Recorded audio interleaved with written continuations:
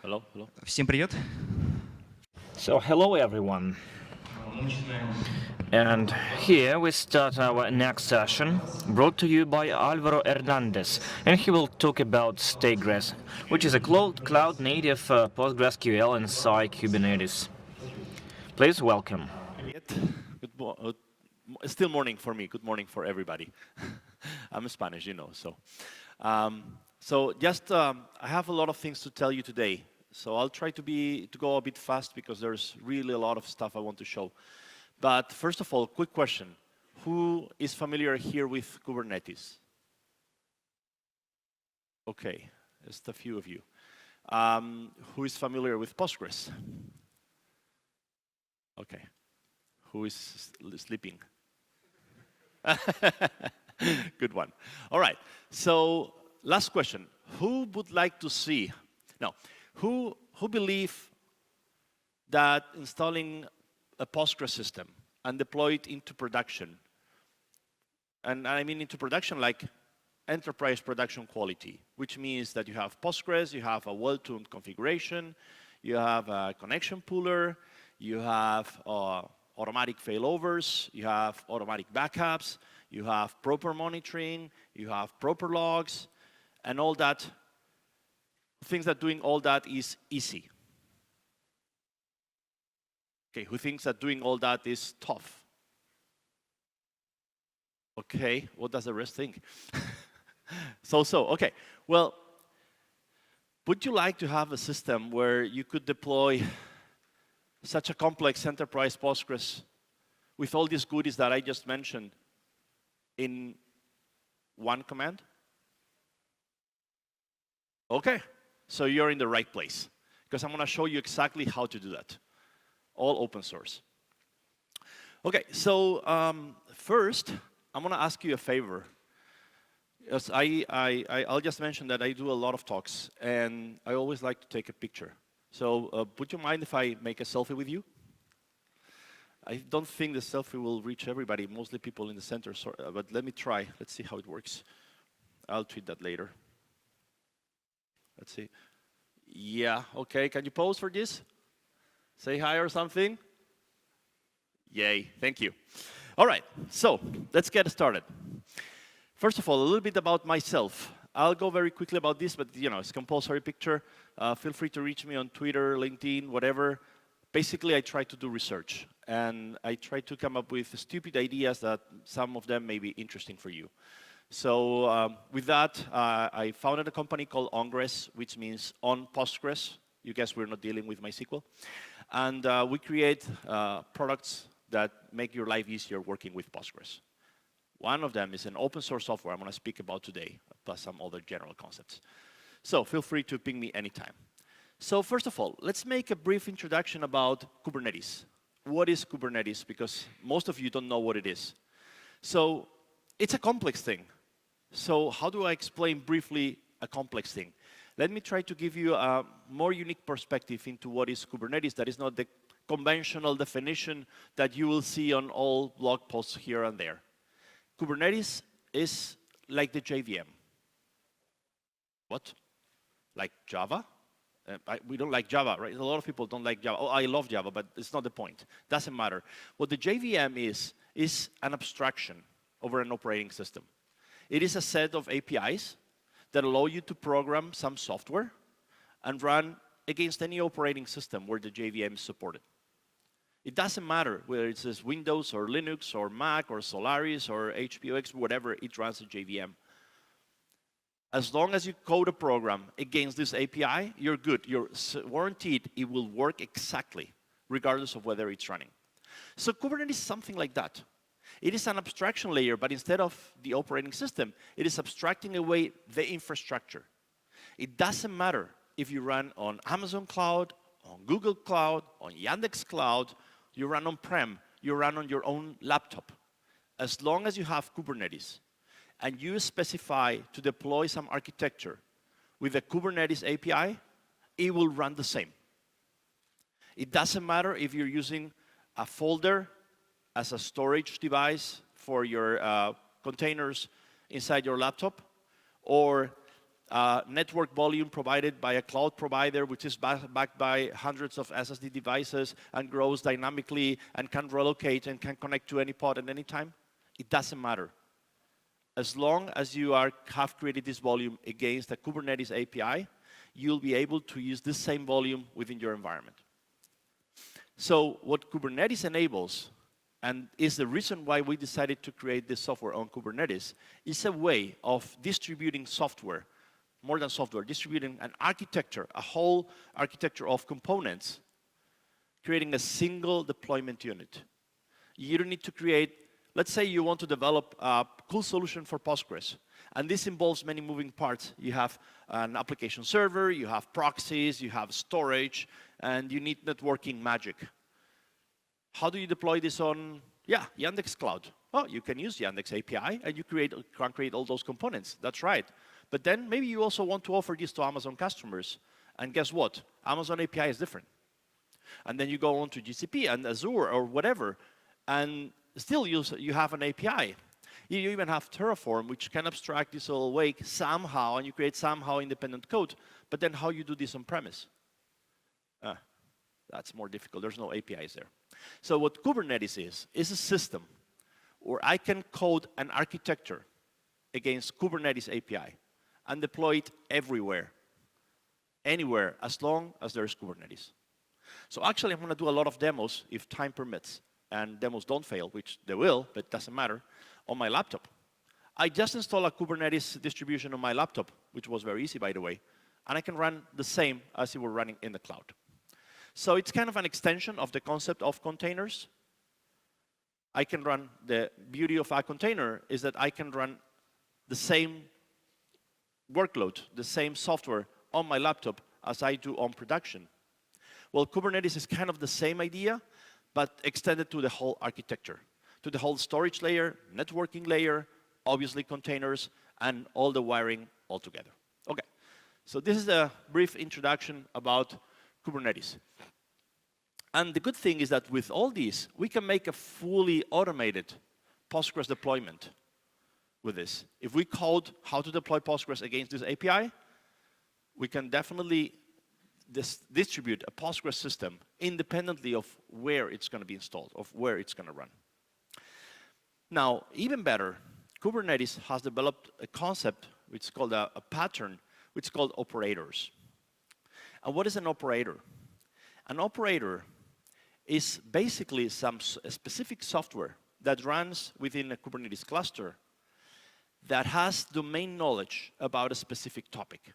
For example, in Postgres, if we have a Postgres operator, that will be software that understands how Postgres works. And why is this interesting? Because with operators, we can extend Kubernetes API. We can create, and we're going to see this, how to create what is called a CRD, or a custom resource definition. And that is an extension of Kubernetes API with my own knowledge. So I can create an API on top of Kubernetes saying, hey, I want to create a Postgres cluster. I want this cluster to have 3 instances. I want to have instances of, 2 cores and 8 gigabytes of RAM.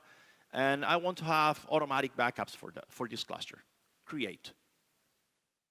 And this controller behind the scenes will interpret that very specific API built on top of Kubernetes and create this cluster for me. And I don't need to know how replicas are going to be wired up. I don't need to know how automatic failover is going to proceed. I don't need to know what technology you're using for backups. Backups will be created automatically for me. So as long as someone create an operator like this for you, you as a user, you don't need to know anything, unless you want, of course. So that's the beauty of operators.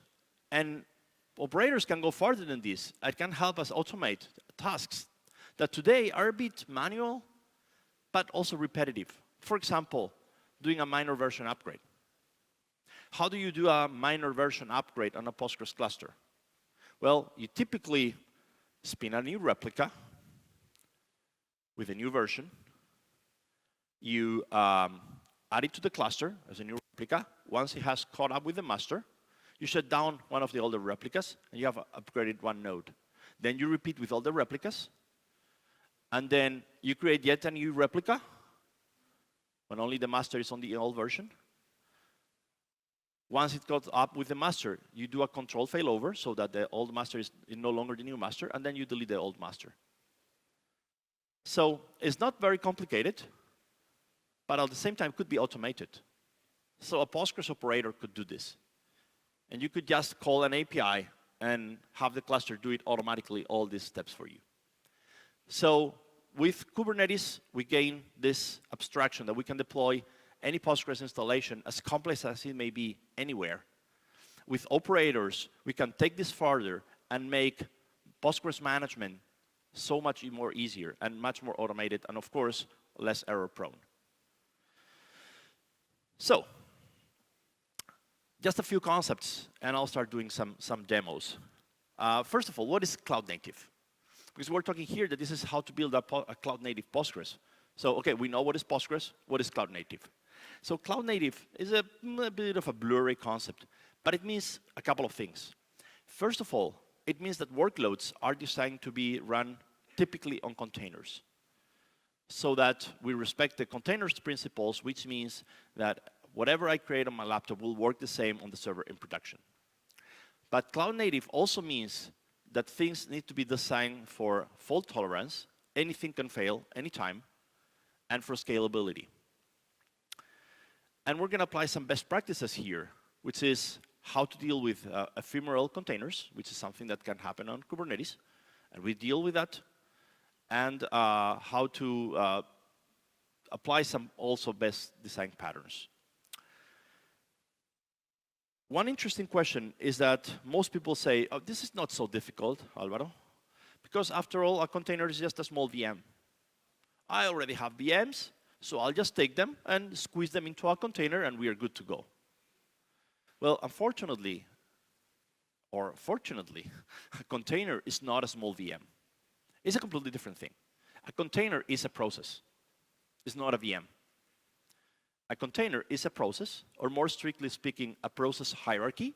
It means it could be a parent process and child processes that are wrapped with very thin layers around that abstract away the IP process, IP address space, the file system, and the process space. So basically, the kernel creates an illusion for you that you're alone executing on the machine, this process, that you have your own file system, and then you have your own IP address. Other than that, you're just a normal process running on the host system. So because you're a process, you shouldn't cram many processes inside of this. Some people create an init system, build an init system into a container. That is an anti-pattern. A container is a single process. This, what does it mean? It means that some people say, oh, containers fail all the time. They're ephemeral, that they just disappear. Well, they don't. A container dies when the process dies, because a container is a process. Or if it's a hierarchy of processes, the parent one. So you can use an init system, which in turn inits many other processes. But if one of these processes dies, the container may not die. And maybe this is not what you want, because containers are designed that they can be restarted very quickly. And that's a very good thing, because if something dies, it will be restarted automatically. And containers should be minimal. Containers do not have a kernel.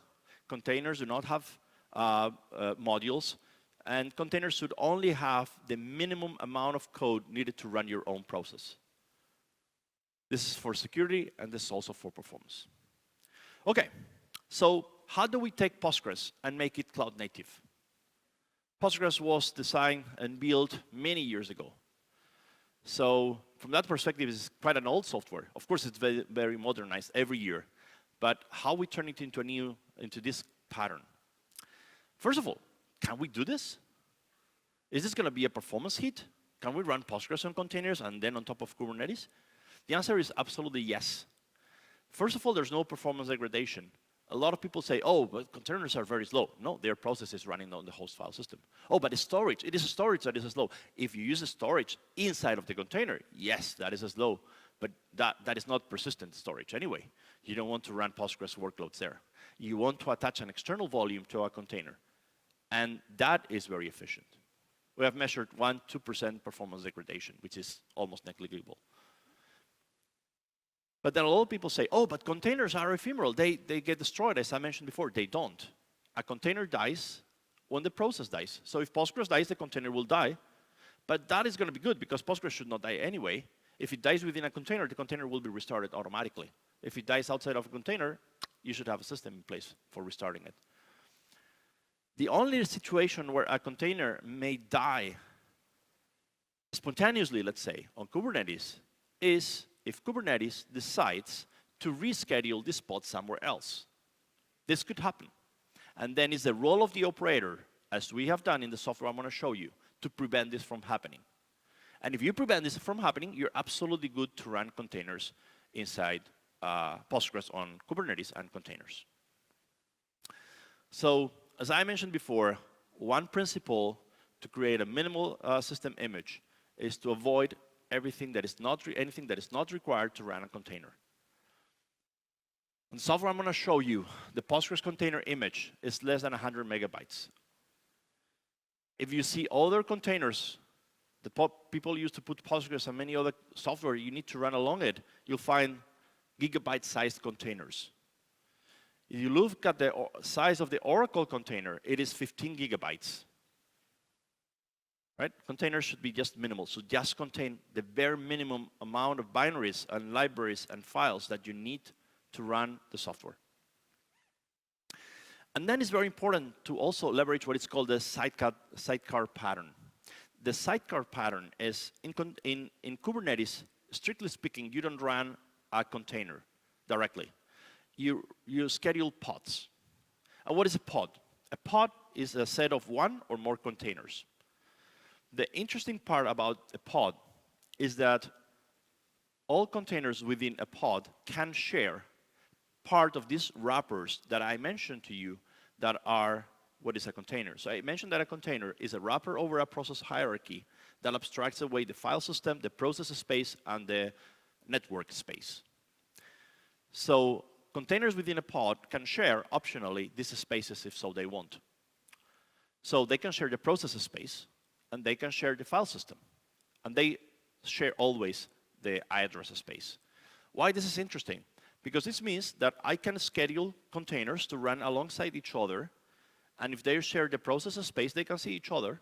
If they share the file system, they can share folders, and for example, they can communicate over Unix domain sockets.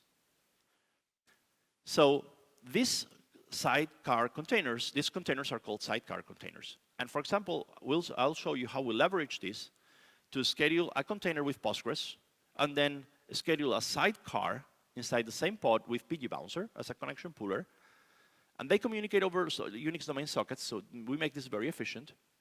But they also share the address space, so they expose to the outside only one port, the Postgres port, which means that you believe you're seeing Postgres, whereas you're seeing a connection pooler. So we hide away the fact that we're putting a connection pooler to improve the efficiency. You just don't need to see it. Similarly, and because of the previous principle of minimal container image, if you look at the containers we generate for Postgres, they don't have PSQL inside. What? How do you administer a Postgres cluster without PSQL, right? Well, I mentioned that containers, A, should be minimal, and B, should only contain whatever you require to run Postgres. Do you run PSQL to run Postgres? No. You may need it to administer Postgres, but that's not running. So we provide a separate container which contains PSQL. If you want it, you can connect there. If you don't want it, you don't need it. So this is the sidecar pattern. And then what about HA, high availability? High availability is a cloud-native concept, and everybody wants high availability. You don't want to get paged at 4 a.m. to manually reshuffle a cluster and promote a replica and whatever to make Postgres service be alive again and incur a 4-hour downtime anyway. You want automatic failover. And good news is that Kubernetes provides failover mechanism, provides leader election mechanism. So, awesome, we'll just use Kubernetes HA system. Well, the problem is that Kubernetes HA system does not understand replica delay. Does not understand that after a leader election, you need to readjust the configuration of the other host to point to the new master. So we cannot use it. Otherwise, we risk of promoting a replica that is lagging behind, for example. But it's okay. We just block the system from running on our cluster, and we use a native Postgres tool. In this case, we use Patroni for doing automatic failover. And that's okay. It requires a little bit of effort, but this is all built into the operator. You don't even need to care about it. And another pattern that is very interesting and is very doable in the cloud-native world is distributed or centralized logging. Let's say you have a cluster of 5 nodes, and you want to trace an operation. There was an error, someone was doing a query, and it's going to some server. Okay, so what do you typically do? You SSH to the master, check the logs. Oh, this was to the replica. Then you go to the replica. Oh, check the timestamps. They don't align completely, but it's okay. You start following the trace. Then you go to other replica. What happened here? You SSH again. Takes half an hour to do that.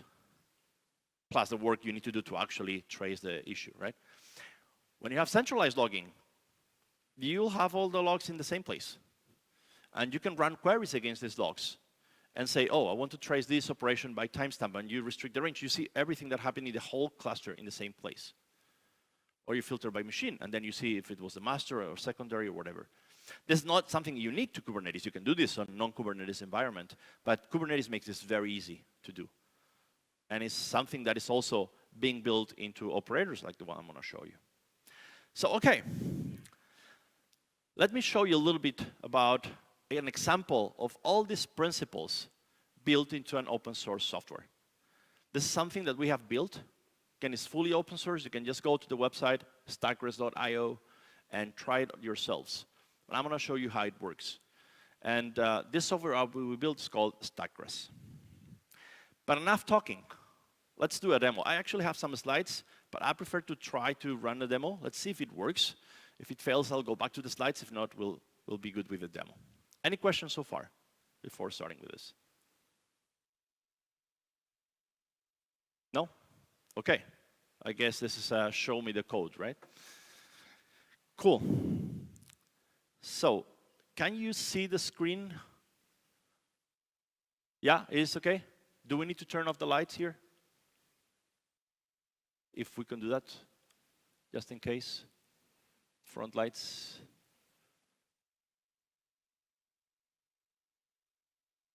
Okay, is that better? Yep, font is okay, font size is okay? Everyone can read the font? Okay, please shout otherwise, okay? All right, so I installed here a Kubernetes cluster called microKAS. Super simple to install. If you're on Ubuntu, it's just something like this. I think that the exact command to install this will bring your Kubernetes cluster into this system. I already installed it, so actually this should be a pointless command. Yeah, it's already installed. So this is all you need to install Kubernetes on Ubuntu system, okay? You can choose any other Kubernetes distribution. If you want to try these examples at home, you can bring up a Kubernetes cluster in Yandex or Amazon or whatever, or install Minikube or many other Kubernetes installations that you want on your computer or whatever. So here I already installed this, and I have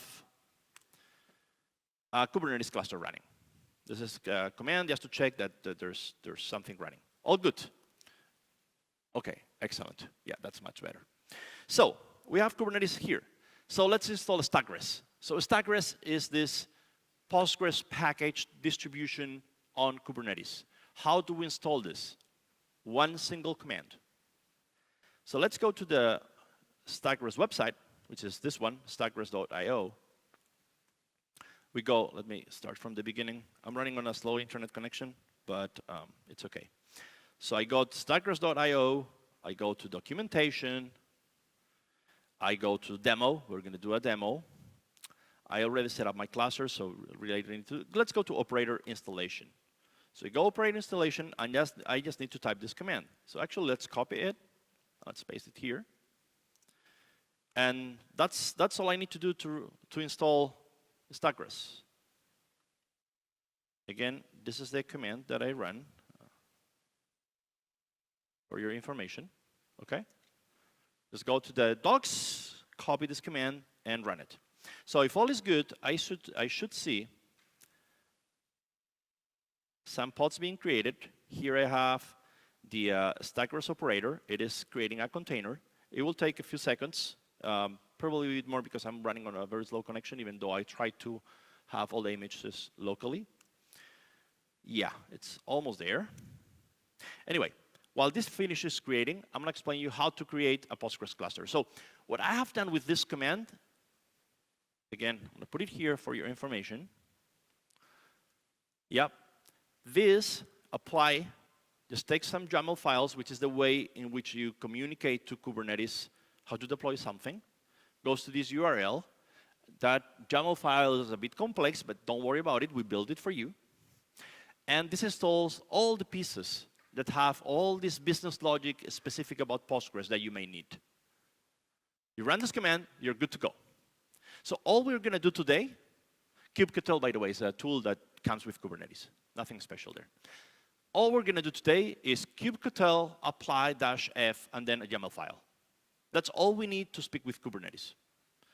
And the effects will, we're going to create Postgres clusters. This will create these Postgres clusters the same in my laptop, in any cloud, anywhere, as long as there's Kubernetes, okay? So again, this just installed the operator. Now, once the operator is installed, StackGres operator exposes very high-level interfaces for you to create Postgres clusters. So we're going to write tiny YAML files that when applied, they are going to create Postgres clusters for us automatically. How to do this? If I continue here in documentation, let's say, okay, let's create your first cluster. So this is the YAML file. I need to create a simple Postgres cluster. I have the file already here. Let's actually inspect it better. So let's say I want to create a cluster 1. And this is all the YAML I need to create a Postgres cluster with StackGres. I just specify the type. You see we have created a specialized type here called StackGres cluster. This is the name of the cluster that I want. This is the number of instances. Postgres version latest. It's going to be 12.1, I think, but latest. The size of the volume that I want. And then this option normally is not required, but normally StackGres prevents you from running many replicas inside a single node. Because this Kubernetes cluster is running on my laptop, it has a single node. I will not be able to create more than one instance, and I want to show that in the demo. So I'm using this special option, which you'll typically do not require, right? So forget about this for now. So this is all you need to create a Postgres cluster in reality with StackGres. So let's see if this works. First, let's just double check that the operator is ready. Yep, here's two of two, so looks good.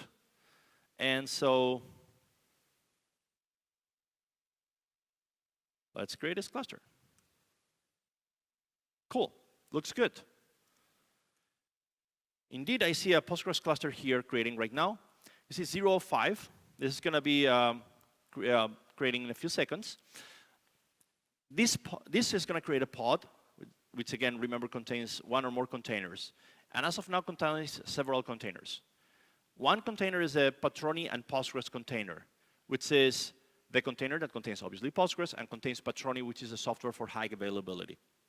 This Patroni starts Postgres, so it's a single process hierarchy and does not violate the past principles I was enumerating about containers. So it's just Postgres and Patroni. Then we have a second container, which is PG Bouncer. This comes already with connection pooling configured for you. You don't need to do anything. There's a third container that is PostgreSQL. And this PostgreSQL contains utilities to manage Postgres clusters, like pSQL. There's a fourth container, which is Prometheus Exporter. It's a configured container that already contains and exports metrics to Prometheus. So if we had a Prometheus server running on Kubernetes, we don't have right now. I'll skip that part of the demo today. But if you had Prometheus, you will start exporting all metrics about the cluster to Prometheus directly. Nothing to do on your side. And a fifth container, which is an Envoy proxy, which is a proxy that we use to control inbound traffic to the cluster. And all we had to do is write this YAML file, which is not a big effort, isn't it? So let's see if this does what I'm promising you to do. So if I look at the pods, looks like everything is good. It boot up all these 5 containers. Let's actually do a describe just to check that everything's okay. It will give us some information. Yep, all looks good. So let's see if there's indeed a Postgres running here. So I can use this command, exec, that will connect to the container. And I want to run a command in the pod. And then I'm going to select this Postgres util container, where I mentioned that there are some Postgres management utilities. And I'm going to call pSQL. Postgres internal is running on port 5435. And so, yep, I can connect to Postgres. All looks good. Let's, for example, create some database here. Let's call it PGConf.Russia. And yeah, so we have a database there. Just want to make sure the database exists. Yes, it exists here. All good. So I have a cluster, Postgres cluster, and it comes again with high availability, with connection pooling, with exporting metrics to Prometheus, with Envoy proxy, and all we had to do is write this YAML file. So far, so good. But how do you know that this is indeed true? Well, let's make something. Let's modify this cluster and say, no, we want 3 instances. Because otherwise, how do we trust you this is replicating? So let's just edit the file, and let's ask Kubernetes to apply it again. Well, it says that it has configured this, and if everything is good, now it's going to start creating other instances. And these instances are going to connect automatically to this cluster. They're going to start replicating. And there's nothing I need to do, nothing else I need to do here. And soon we'll see we'll have 3 instances here, and they will be connecting. Now, while this continues working, let me show you another example of what can we do with StackGres. So this was a very, very simple example of a cluster. If you recall, this is all that we need to create a cluster. Now, StackGres also provides support for automatic backups. It will create automatically backups for you. There's nothing you need to do there. And you just need to provide where do you want to store these backups. So if you're running on a cloud environment, you will typically select S3 bucket or GCS bucket or Azure Blob bucket or whatever and ship them to a very, very durable storage location. Because I'm not running on the cloud, I'm running locally.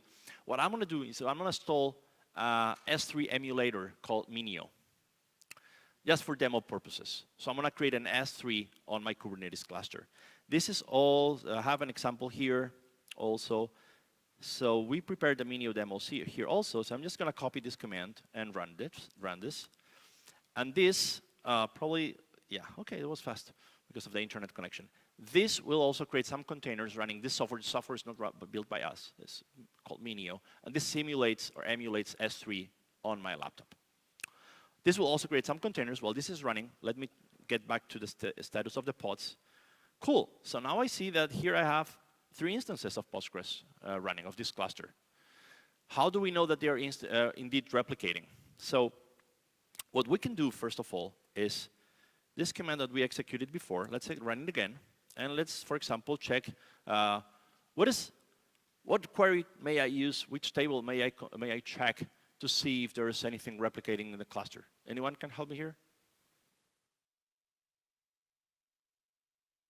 Okay, I'll go for that. pgstat replication. So if I do pgstat replication, cool. Looks like, yep, 2 rows. I have 2 replicas of this cluster. So actually, let's try to connect to those. Let's connect to this one. This is a second replica. And if I connect there, I see that, yep, there's a PGConf.Russia database. This is a second cluster. And I can connect to the third one, obviously. The same effect. Yes, not 2, 1. Sorry, it's 1, 2. And the same. If I do a \L, I have here. So another thing I can do, which is quite interesting, is instead of running this command, I can run patroni list. I don't know if you're familiar with patroni, but patroni is the high availability software that comes with Postgres. And yeah, it's not on this container. Apologies. It is on the patroni container. And I run this command here, and I see that, yep, there's 3 nodes in the cluster. 1 is the leader, and it's running.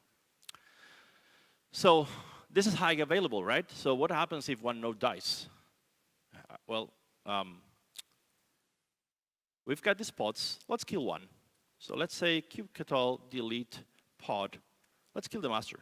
I like killing the master because why not, right? Let's kill it. Yeah. killed the master.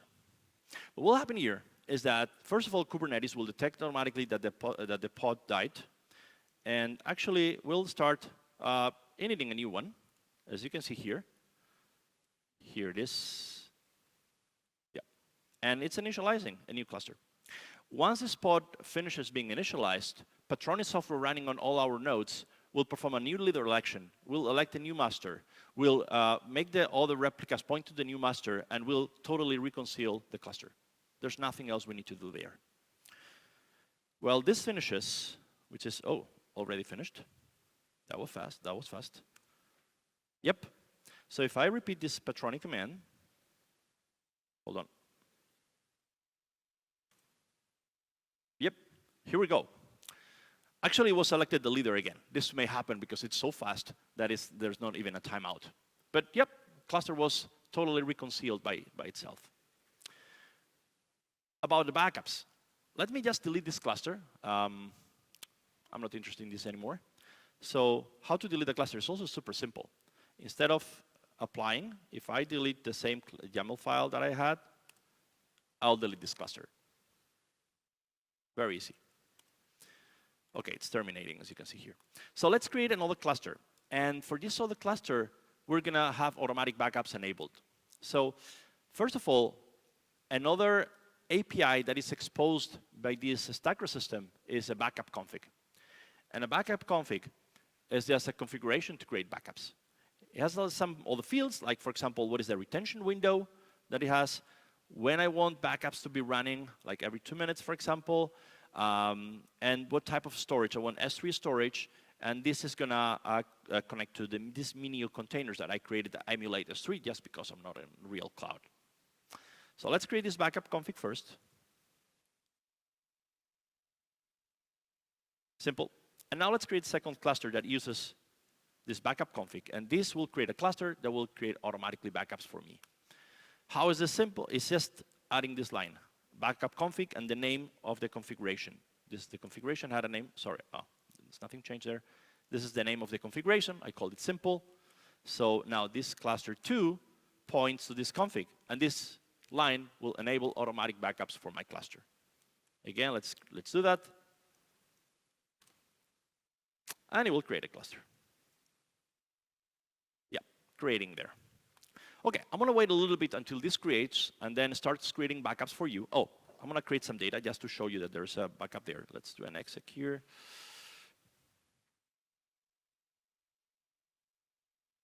This is cluster 0. So let's create first a user. Just to create some data here, let's create a database.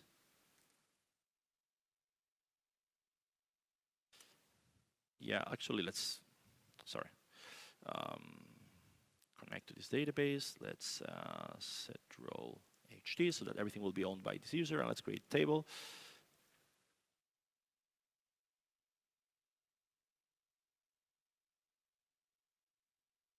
A million rows, for example, something like that. Okay. So I want backups to have some data. While this creates,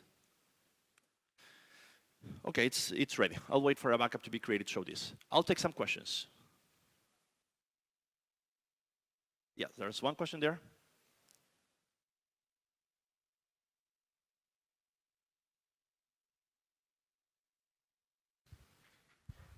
Yeah, while we're speaking about backups, and especially about S3, first of all, I see that there are explicit AWS credentials mentioned in the file.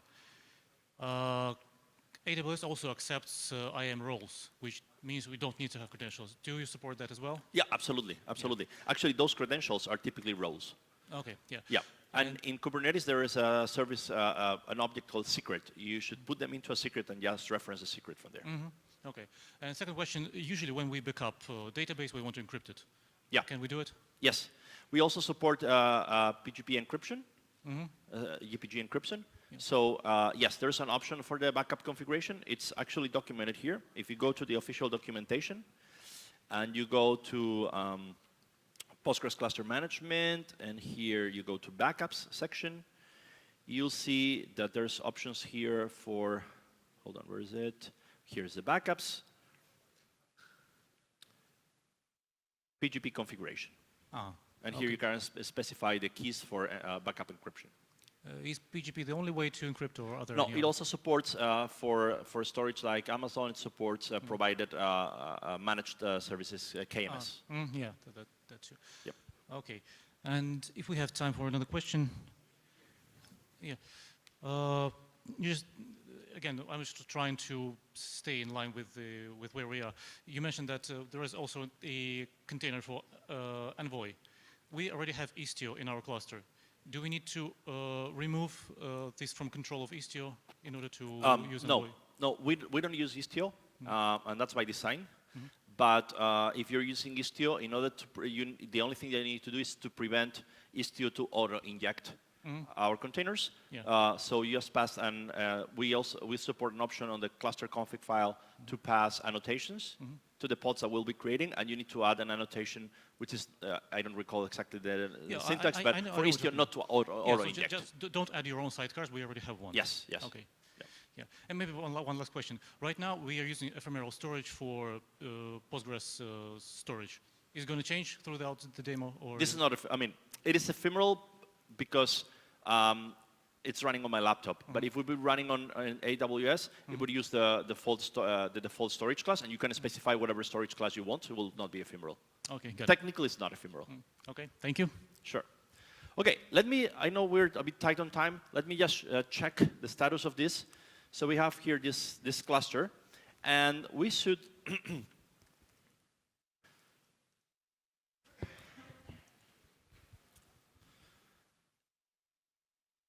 if we query this object, which is the one of the objects that is provided by the StackGres cluster, it's called StackGres backups. Here we see that there is already 2 backups created. We did nothing, and these 2 backups appeared automatically for us. So actually, let's describe one of those to see what information it contains. Describe, and now we're going to describe the most recent backup, for example. And here we see that it creates a lot of meta information for us. It says that it took the backup from cluster number 2. It used LSPC4 for compression. It is stored on Minio. And then it gives us the compressed size, where is the PG data, what is the last LSN that was present in the backup, when it finishes this backup, and a few other information. What is the uncompressed size? So we've got all these from the backup from the system. As you can see, the cool thing here is that the API that we're using for managing all this, we don't need a specific command line. We don't need to install anything. It's all kubectl, which is a standard Kubernetes command. And the very last thing I'm going to show you, because I know we're running out of time, I may take another question, is how would we restore from a backup? So here I have another cluster.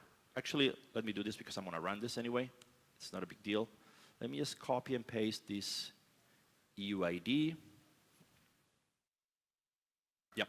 So now let's say I want to create another cluster starting from one of these backups created automatically. So I'll just have another third version here, which is the same YAML file that we had before, except that it adds this restore section. And here, I'll just paste this UID, which I grabbed from the backup. And all I need to do is, again, kubectl apply this F, cluster 3. And if all goes well, in a few seconds, I'll show you later, this cluster will be created, and the information will be taken from the old backup. And we'll have all this database with this table that I created there. Any other question? How are you doing with time? 1 minute, I think. Finished. Yeah. Thanks for your talk. Давайте поблагодарим. Thanks, Álvaro. Just give me 1 more minute. Let's see if this cluster restored correctly. If that's okay. Hold on. I'll do this very fast. So if I connect to cluster 3, yep, there's a database HD there. Actually, if I show the size, we see that is 42 megabytes. So this cluster 3. So it created a new cluster automatically from this backup that was also created automatically. And all I had to do is write a couple of YAML files. So if you like this, you can create enterprise version Postgres distributions on top of any Kubernetes with just a few YAML files and 1 command to install the operator. And this is all open source. So give it a shot, stackgres.io. Thank you so much. Thanks.